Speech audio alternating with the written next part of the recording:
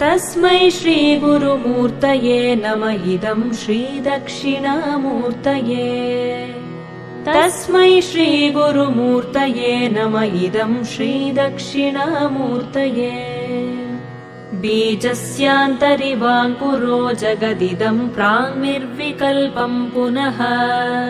मायाकल्पितदेशकालकलना वैचित्र्यचित्रीकृतम्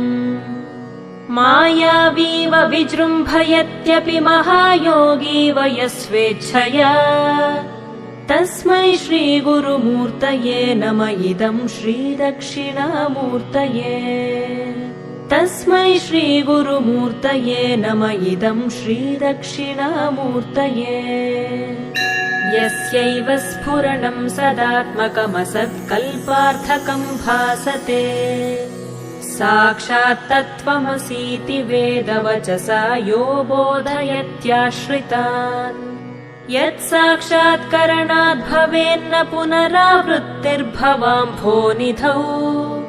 तस्मै श्रीगुरुमूर्तये नमः इदं श्रीदक्षिणामूर्तये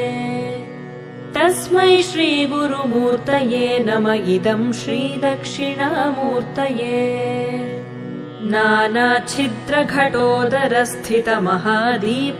नानाच्छिद्रघटोदरस्थितमहादीपप्रभाभास्वरम्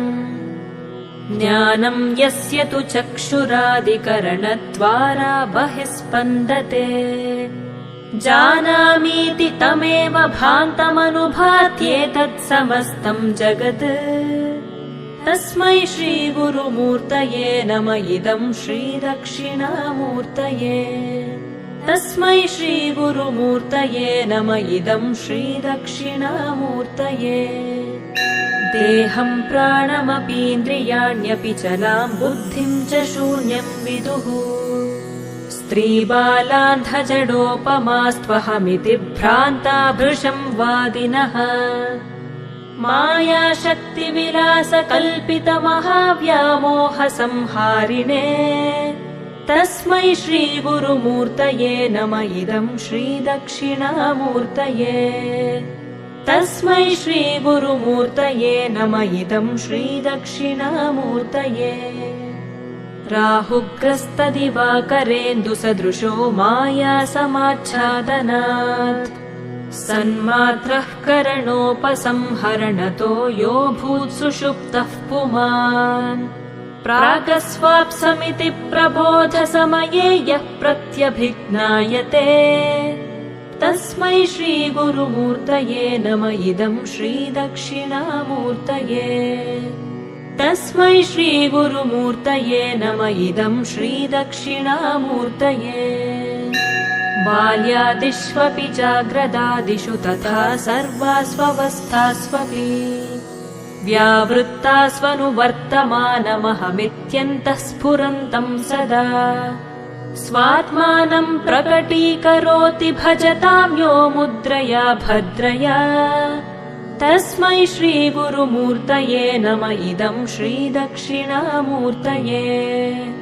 तस्मै श्रीगुरुमूर्तये नमः इदं श्रीदक्षिणामूर्तये विश्वं पश्यति कार्यकारणतया स्वस्वामि सम्बन्धतः शिष्याचार्यतया तथैव पितृपुत्राद्यात्मना भेदतः स्वप्ने जाग्रति वा य एष पुरुषो माया परिभ्रामितः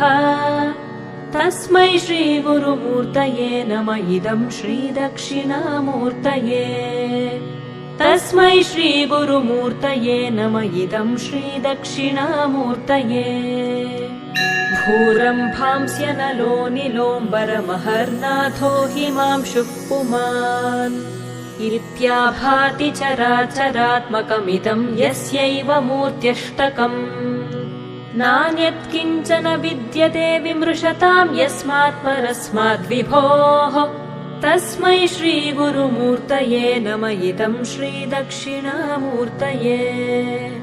तस्मै श्रीगुरुमूर्तये नमः इदं श्रीदक्षिणामूर्तये सर्वात्मत्वमिति स्फुटीकृतमिदं यस्मादमुष्मिन् स्तवे